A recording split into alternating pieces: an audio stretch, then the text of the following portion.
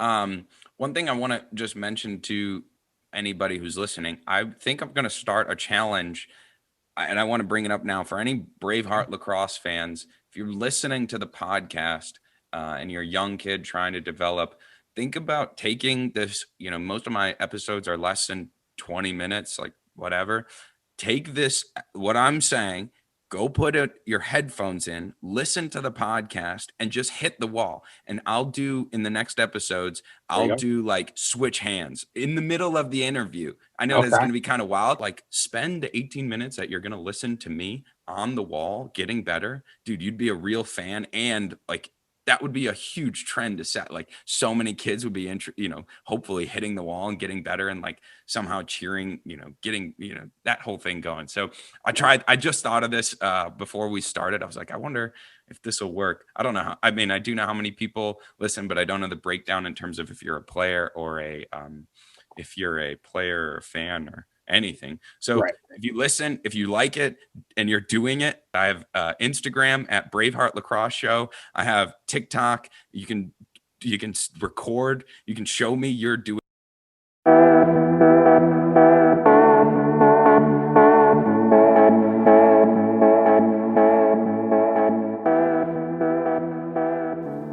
Welcome to the Braveheart Lacrosse Show. I'm your host, Greg Marzak. For those of you that's your first time checking in, I'm a former Division I lacrosse player, currently a youth and high school lacrosse coach located in Charlotte, North Carolina, and excited to share some lacrosse content with you and grow the sport. Let's check out the next episode. Down. Set.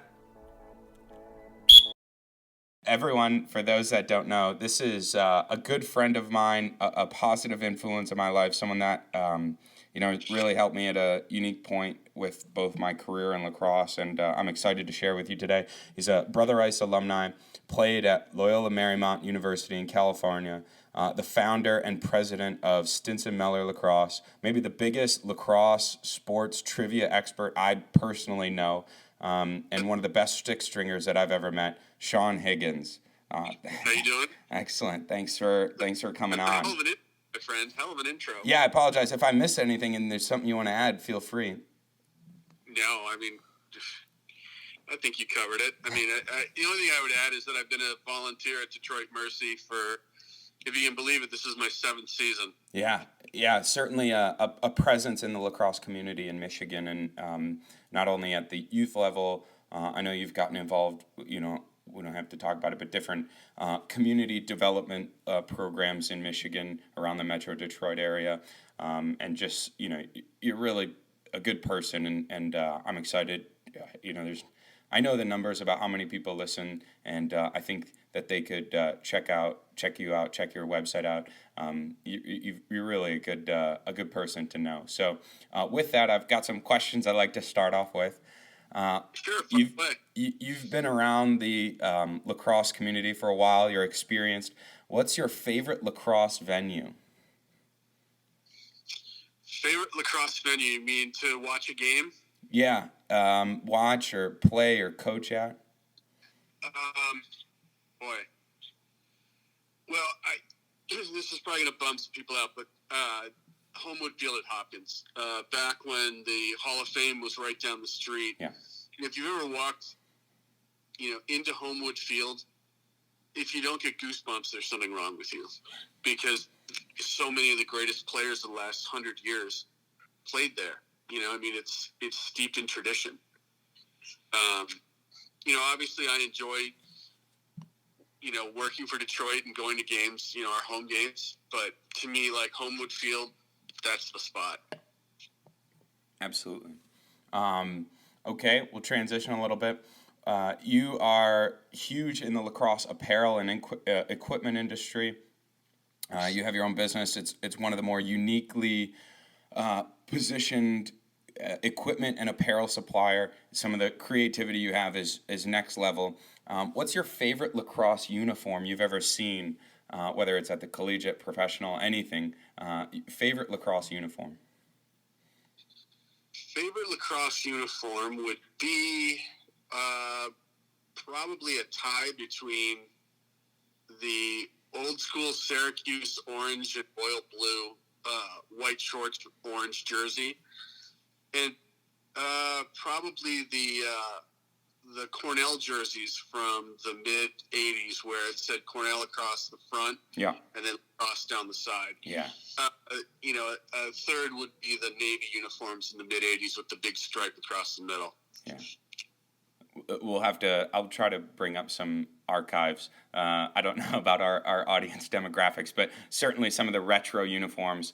Earlier I was talking to Greg from East Coast Dyes, and he brought up some of the throwback uniforms, but he also really was focused on some of the bolder colors that Syracuse wore when they brought out that like lime, the lime green and neon colors. But I mentioned that I like the alumni game uniforms. I think that certain teams just go all out on that, and that's really cool to see and sort of get a glimpse in whenever they do press releases on the uniforms. Sure, Orange does great uniforms. I can't remember what the Cornell alums are called, but they have those at the Lake Placid tournament every year, and they're always really cool looking stuff. Yeah, absolutely. Okay, since you're so passionate about lacrosse sticks and equipment in general, what was your first lacrosse stick? Do you remember? Yes, I do. It was an STX Sam. It was red. The head was red, and it had a red traditional pocket in it. And I had it for about 2 weeks, and I decided that I wanted to figure out how it was put together, so I took it apart. And my father came home and looked at me and said, well, figure out how to put it back together. So I went and bought a stringing kit, because back then there was like a 2 foot by 3 foot, 18 easy steps for stringing a stick. And I followed it. It took me probably about 2 weeks to string it. And it was pretty terrible, but I learned from my mistakes. I took it apart again, restrung it. So finally, I got to the point where I could actually string something decent about 3 months later. And my tinkering with sticks continued throughout my high school career and into college. And then after college, I stayed close enough to the game that I could see all the technology changes. And then when my 2 sons started playing when they were very young, I remember the first day my son was in 3rd grade and he went to practice, and it was like all these tennis racket sticks. So I said to the coach, hey, do you want me to fix some of these? I know how to fix them. And he said, yeah, I want you to fix every one of them. And that was kind of the genesis of, the idea of the business started that day. It took another 4 years before I actually launched it. But, yeah, that's how it all started. STX Sam in red. That's awesome. Thanks for sharing. I know for anyone who's looking for, just ways to improve their game or really starting off as well, a properly strung stick by Sean Higgins is unprecedented. So transitioning a little bit, what are your thoughts on the trends in the lacrosse equipment industry? You brought up changes in equipment, whether it's the quality or just the direction that the industry is going in. You more than anyone sees that. What are some insights on that? What I find so interesting is, so back when Warrior first got started, they were very disruptive. They had come out with the titanium shaft, which, I got one of the first ones that they sold at retail. Before that, I was using a wood long stick shaft. So you can imagine, the weight, the strength, all that. It was like what I imagined, the first guy who invented the wheel must have felt like. I think with the changes that are happening in the game, it's now down to more refinements. Mm-hmm. And, it's interesting. Warrior was this big disruptive force, and now here they are 20 some odd years later, and, they're one of the established brands, and you've got someone like East Coast Dyes that now is taking that role of the disruptor. I don't know if you saw they had put out limited run clear heads for New Year's.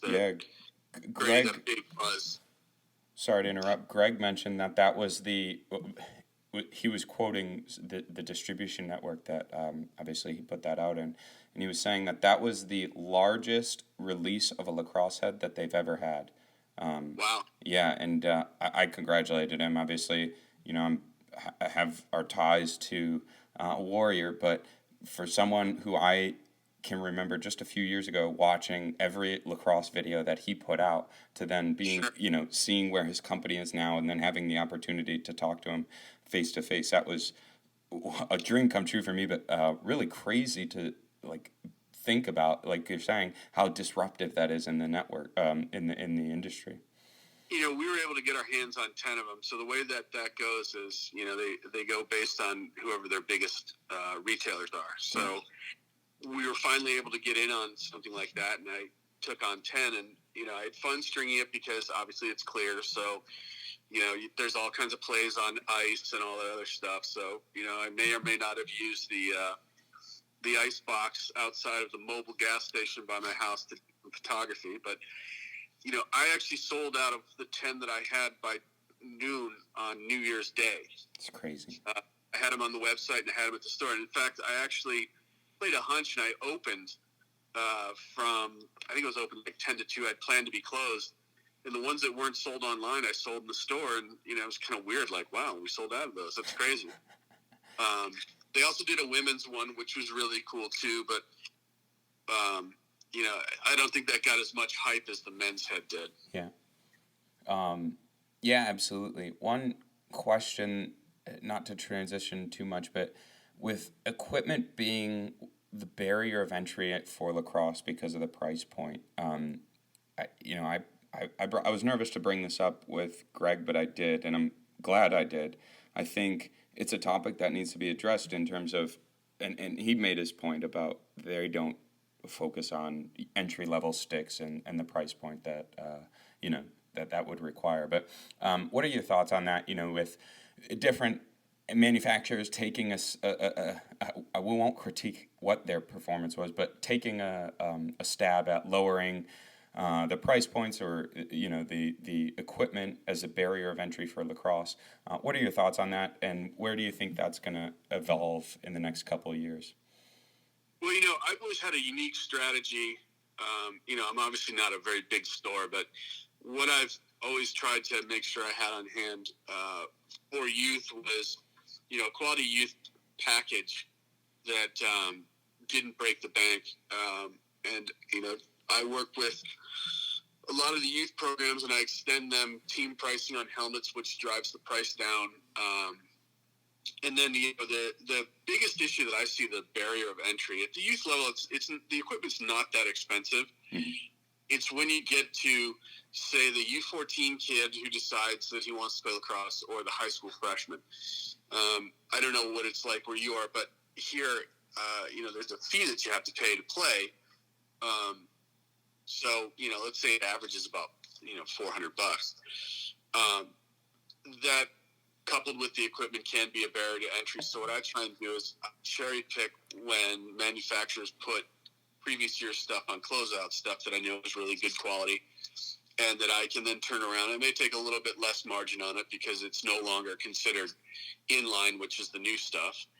And I put together packages for kids who are coming into the game, I should say, where it's more cost effective for it. The key that I always try and drive home is, having a quality strung stick to work with to develop your stick skills is crucial. So, I'm always on the lookout for manufacturers when new heads come out. If they put heads on closeout, if they put shafts on closeout, and, I'll put together sticks for, a reasonable price. Being that Michigan is big into hockey, the saying is, can't skate, can't play. Well, I turn that around to, if you don't have quality stick work, you're not going to get playing time. So, that's the biggest thing that I drive home to new players, is just make sure you have a stick that's well strung that you can use, and it's not a mystery to you. Yeah, absolutely. I also have the advantage that, my store is inside a workout facility. It's called BT North Training Turf. It's actually an old warehouse that has been converted, and it's got 3 cinder block walls, so it's easy to do wall ball. And if I'm in the shop and it doesn't have to be rented, and a stick for a kid, he's allowed to go out on the floor and test it out. And a lot of times I make adjustments so when the kid leaves, he knows he's got a perfect stick for his skill set and for what he's trying to do. That's crazy. The next question I was going to ask is, what would you like your audience, or this audience, whoever's listening, to know about your business? I'll just put this before you say anything. Sean, you may not say this, but you're one of the most passionate and accommodating people in terms of whether it's entry level players or just answering questions, or being there for someone that I've ever met. And I think that goes a long way when you look at bringing your kid up in lacrosse, and giving them the right equipment, and doing it the right way.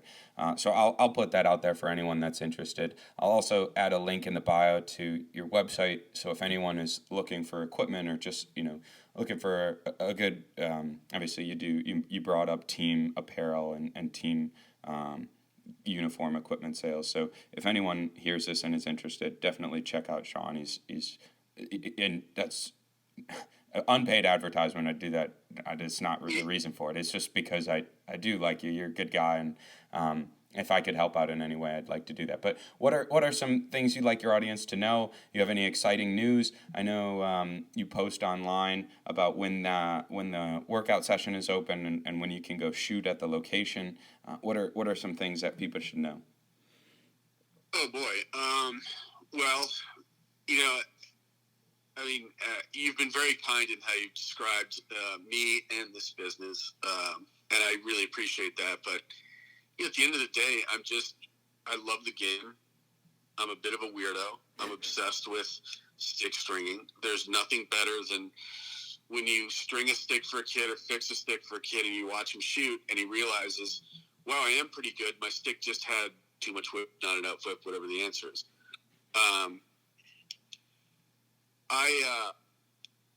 I just enjoy what I do. I'm passionate about it. And you mentioned the uniforms. I ended up getting into doing team uniforms, and the apparel that I do for the brand, kind of by accident, just grew organically. I don't remember if you were working at that tournament, but we did a tournament in Lansing in April, and I had brought a bunch of sweatshirts that I'd printed, thinking, oh, maybe we'll sell one or two. And we sold out, and I was stunned that someone was buying, a sweatshirt with our logo on it. That just sort of grew from there. The uniform stuff was, just people saying, hey, I need a uniform. You got any ideas? And one of my favorite sources to start with is 1940s football uniforms and the American Basketball Association of the 70s. And then just come up with ideas from there that, are unique looking or fun or both. Listen, I've thought long and hard about who I'm going to allow advertise on this podcast. And this ain't no middle of the mall junk. Just like I bring my audience the best lacrosse content, I'm going to bring my audience the best product.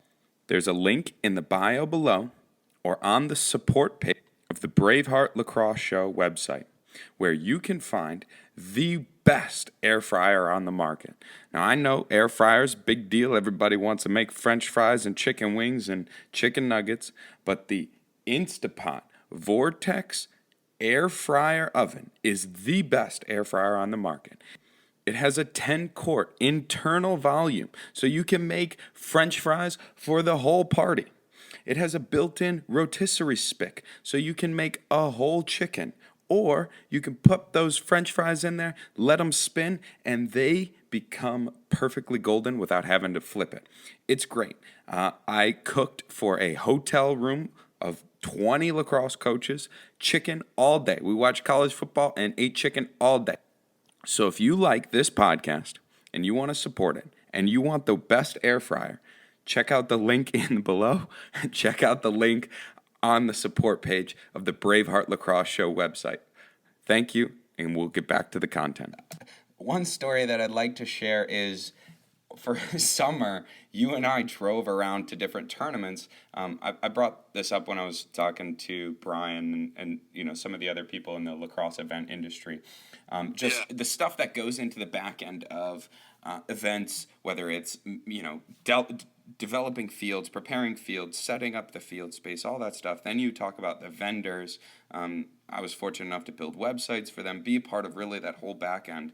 But then one of the craziest, I think, experiences was driving a semi truck full of like six figures worth of lacrosse equipment, across the country, and just me and you in the truck. That was insane to be a part of. And I mentioned this to a couple buddies.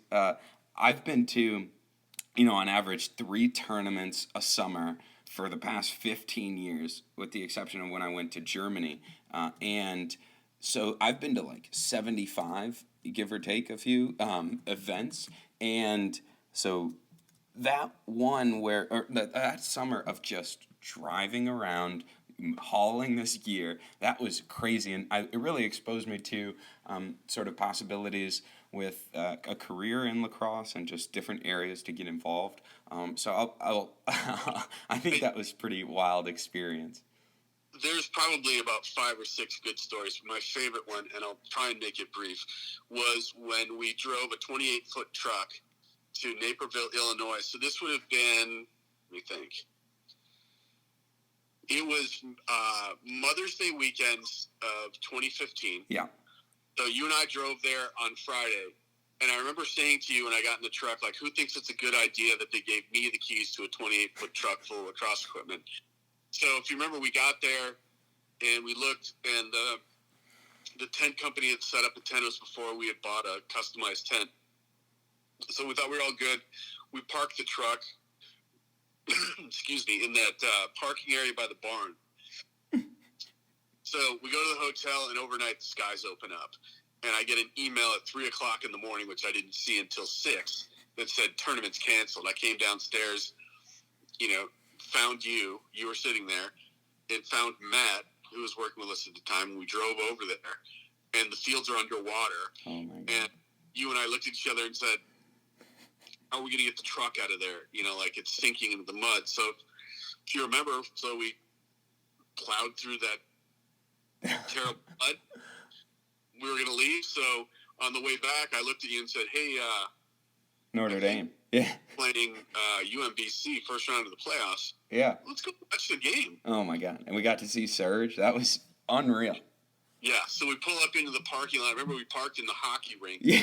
With this huge semi truck. That was crazy. You like, boy, someone's going to think we're terrorists. Yeah, that was wild. I couldn't believe we did that. We had so much lacrosse gear in the back of that thing. Oh my God. I know. Because we had pallets. Like they had to. Oh my gosh! At the Warrior Factory, they were driving. For anyone who, this is a wild story, I know, but we had a semi truck full of lacrosse gear that they loaded, not with like boxes or like shipping container. Like it was a pallet stacked, 6 feet high, 8 feet high. It was one of the most wild things I think we got into. And then obviously it did stink that tournament got canceled. Unfortunately, we had other opportunities, and that was crazy. The other thing that you mentioned about lacrosse in Michigan is just the development of the sport and getting involved, playing, whether it's, and I'll put this out there. I know you mentioned having a well-strung stick. 2 well-strung sticks would be great. 1 backup, because they do break. But yeah, I think overall this was a great experience. Thank you so much again for coming on and talking. I don't want to take too much of your time. And I'll, like for everyone, I said I'll leave a link in the bio below. Check out Sean Stinson Mellor's website. Great products, obviously unreal customer care. Just a great all-around personality. Do you mind if I close with a story about you from college? No, not at all. Because I've told this story a number of times. So this is what I think this was your senior year. Yeah, I think it was your senior year. So we were down to Monmouth by a lot, right? We were down 7-1, I believe, at one point. Yeah. And we scored a couple goals. And then you looked at me because I had to fix something on your stick that you're like, hey, let's take a look at this. I don't think it's right. So we fixed it. And I looked at you and I said, all right, man, go get him. And you looked at me and you said, I'll leave the expletives out. You said, I'm going to go win this and we're going to score a goal. We're going to win this game.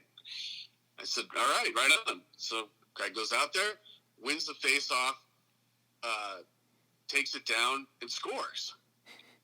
And the bench goes nuts. So he comes off the field, grabs some water. I think there was a timeout or a TV timeout. You looked at me and he said, I'm going to go do the same thing. I said, all right, great. So wins the faceoff, comes down, draws 2 defenders, gets absolutely flattened, and makes a last-second pass to, I think it was Pat. Yeah, Pat Masterson. Yeah. Scores, momentum shifts. We end up winning that game, 9-7, 8-7? Yeah. And I remember you separated your shoulder. I looked at you and said, Greg, you got to get that looked at, dude. I think you separated your shoulder. And he said, after the game, I'm fine right now. And the game, I see you, gigantic ice bag on your shoulder. I'll be fine. Thanks, Sean. I appreciate that. Yeah, that was pretty fun to think about. I know, for a lot of people, lacrosse right now, just with the question about the season, for high school kids and fans listening, it's really exciting to get. It sucks that lacrosse right now is sort of put on hold. I don't want to comment on the policies behind that, but what I think is really exciting is looking forward to the next season and getting back on the field to play to make the most of this opportunity. It's so exciting to see teams like Detroit and Mercer and other colleges release their schedules because it gives people hope, just back to normalcy. And, sure. Thanks, Sean. I appreciate, some good Thank memories. I really appreciate it. I hope this content ends up compelling because I know that I can be a bit of a human rain delay sometimes. Absolutely. You're definitely, a positive influence in my life and someone I'm fortunate to know. So like I said, I'll put the link to your Stinson Mellor in the website or in the bio. Everyone check out his website. And if you have any questions or comments, reach out to me. Hello, and thanks for sticking around to the end of the episode. If you like this content and want more, please subscribe using some of the buttons around here. I don't know which platform you're listening on, but I appreciate it. Also, consider checking out our website, braveheartlacrosseshow.com. You can comment, you can send me a message, and suggest what type of content you'd like to hear. Really appreciate it from hearing from the audience, and look forward to bringing you great lacrosse content. Have a great day. Tell your parents you love them.